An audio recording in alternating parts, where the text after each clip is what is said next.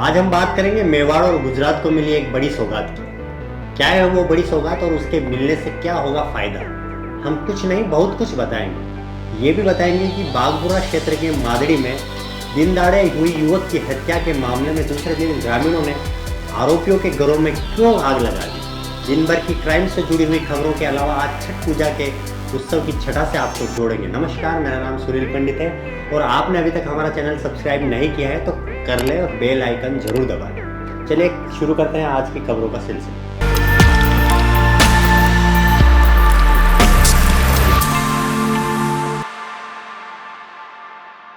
मेवाड़ का वर्षों पुराना सपना आज उस वक्त पूरा हुआ जब पीएम मोदी और रेल मंत्री अश्विनी वैष्णव ने अहमदाबाद के असारवाक रेलवे स्टेशन से ट्रेन को हरी झंडी दिखाकर रवाना करवाया। 295 किमी लंबे ब्रॉड गेज ट्रैक का लोकार्पण कर उन्होंने राजस्थान और गुजरात के लोगों को नई सौगात दी। इधर उदयपुर से नेता प्रतिपक्ष गुलाब चंद कटारिया, चित्तौड़गढ़ सांसद सीपी जोशी व अन्य जनप्रतिनिधियों और रेलवे के अफसरों ने उदयपुर से ट्रेन को हरी झंडी दिखाकर असारवा के लिए रवाना करवाया। दोनों ही तरफ उत्सवी माहौल नजर आया तो आमजन में उत्साह का माहौल देखा गया। आपको बता दें कि गाड़ी संख्या 09477 Asarwa Udaipur city special railway सेवा शाम 6 बजे असारवा से रवाना होगी, जो रात 12:05 पर उदयपुर पहुंचेगी।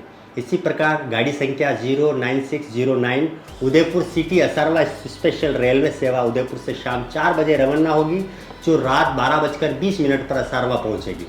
इस ट्रेन में 2 वातानुकूलित कुर्सी यान, 1 थर्ड एसी, 3 सेकंड स्लीपर, 4 साधारण श्रेणी के डिब्बे व 2 गार्ड डिब्बों सहित कुल 12 डिब्बे शामिल होंगे। गाड़ी संख्या 19703 उदयपुर सिटी असारवा प्रतिदिन एक्सप्रेस रेलवे सेवा 1 नवंबर से उदयपुर सिटी से शाम 5 बजे रवाना होगी, जो रात 11 बजे असारवा पहुंचेगी। इसी प्रकार गाड़ी संख्या 19704 असारवा उदयपुर सिटी प्रतिदिन एक्सप्रेस रेल सेवा 1 नवंबर से असारवा से सुबह 6:30 बजे रवाना होगी, जो दोपहर 12:30 पर उदयपुर सिटी रेलवे स्टेशन पहुंचेगी। इस रूट में Umra, Jhawar, Jaisamand road, Semari, Rikhabdev road, Dungarpur, Bichhiwara, Shamlaji road, Himmatnagar, Talod, Nandod, Dehgam, Narod व सरदार ग्राम रेलवे स्टेशनों पर ठहराव करेगी। ट्रेन को अहमदाबाद जाने में 10 घंटे लगते थे, लेकिन अब 5.5 घंटे में यह सफ़र पूरा हो जाएगा। टिकट की बात करें तो जनरल का टिकट मात्र 110 रुपये रहेगा। रेल सेवा शुरू होने के साथ ही देश के अधिकांश हिस्सों से सीधा जुड़ाव हो जाएगा।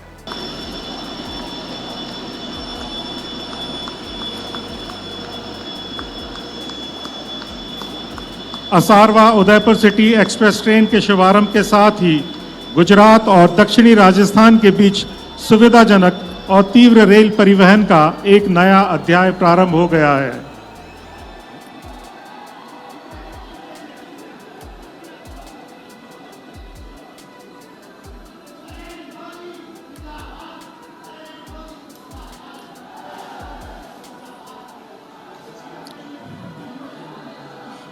इसके साथ ही उदयपुर सिटी असारवा एक्सप्रेस जेतलसर लूणीधार तथा लूणीधार जेतलसर यात्री ट्रेनें भी अपने पहले सफर पर चल पड़ी हैं।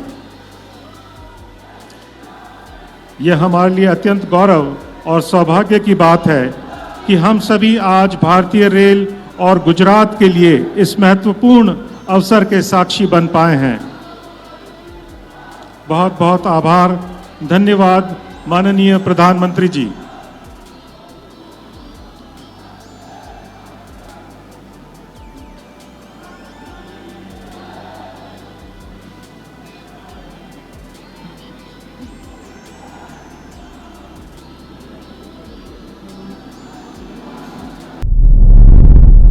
जिले के बागपुरा क्षेत्र के मादड़ी में दिन दहाड़े युवक की हत्या के मामले में दूसरे दिन ग्रामीणों ने आरोपियों के घरों में आग लगा दी। बलोलिया में रहने वाले आरोपी के परिवार के करीब 2 दर्जन से अधिक लोग अपने घर छोड़कर पहले से फरार हो गए।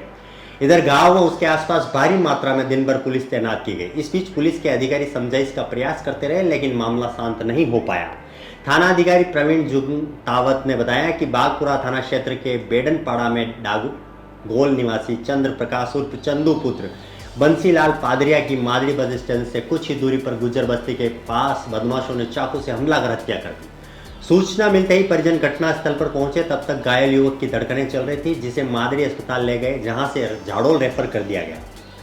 अस्पताल ले जाते समय युवक ने रास्ते में दम तोड़ दिया। इधर परिजन मृतक का शव लेकर बागपुरा थाने पहुंचे, जहां से पुलिस ने शव को झाड़ोल मोर्चरी में रखवाया।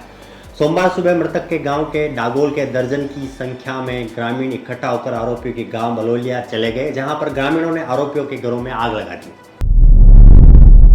सोमवार को भाजपा प्रदेश प्रभारी अरुण सिंह उदयपुर पहुंचे, जहां भाजपा कार्यालय पर भाजपा कार्यकर्ता और पदाधिकारियों से उन्होंने मुलाकात की। इसके बाद वे बांसवाड़ा के लिए रवाना हो गए।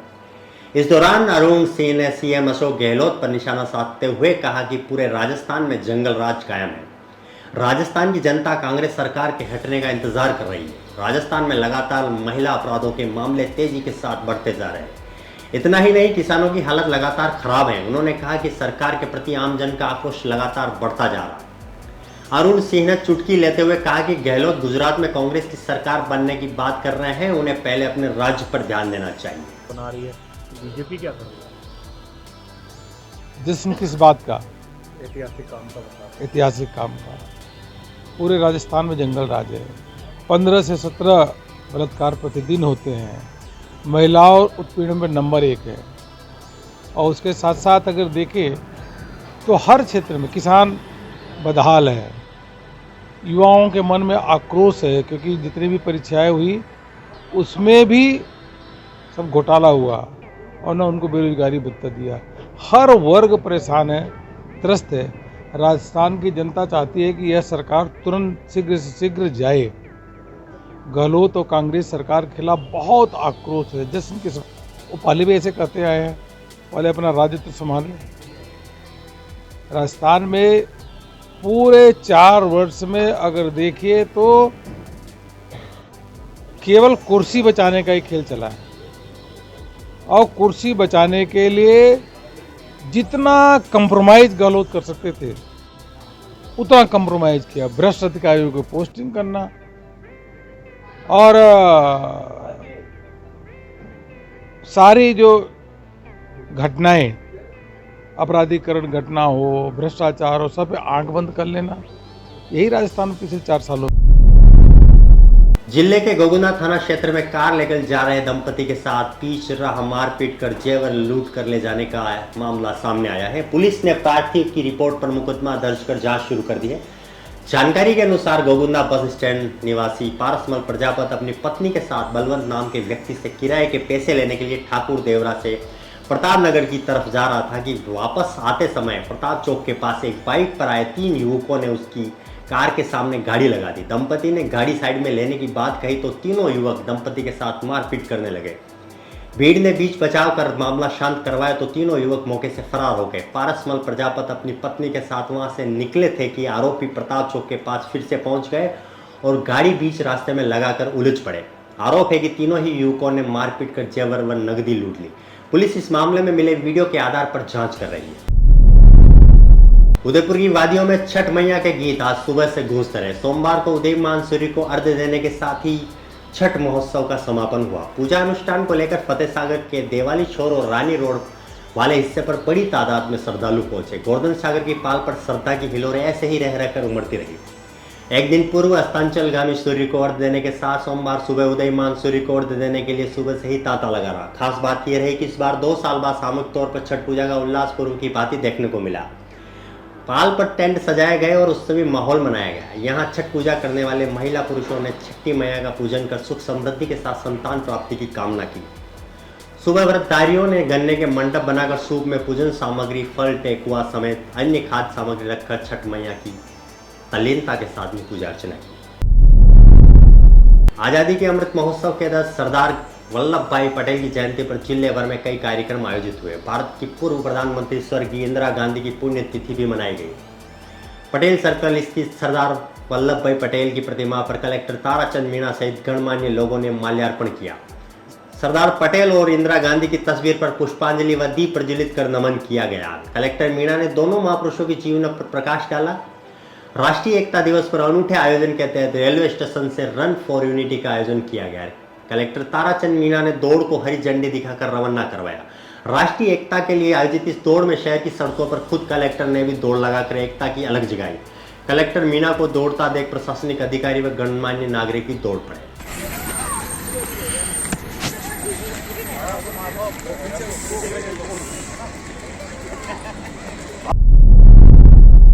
निःशुल्क भोजन वितरण सेवा संस्थान की ओर से भोजन वितरण का 71वां कार्यक्रम रविवार को महाराणा भोपाल चिकित्सालय में आयोजित किया गया। इसमें 650 जरूरतमंदों को भोजन उपलब्ध कराया गया। कार्यक्रम की अध्यक्षता करते हुए धानमंडी थाने के सर्कल इंस्पेक्टर गोपाल लाल चंदेल ने कहा कि जरूरतमंदों को भोजन कराना मानवता की सच्ची सेवा है। उन्होंने कहा कि ऐसे आयोजन की अभी बहुत जरूरत है। इस कार्यक्रम में मुख्य अतिथि समाज सेवी एडवोकेट निर्मल पंडित ने कहा कि सेवा मनुष्य का सबसे बड़ा धर्म है।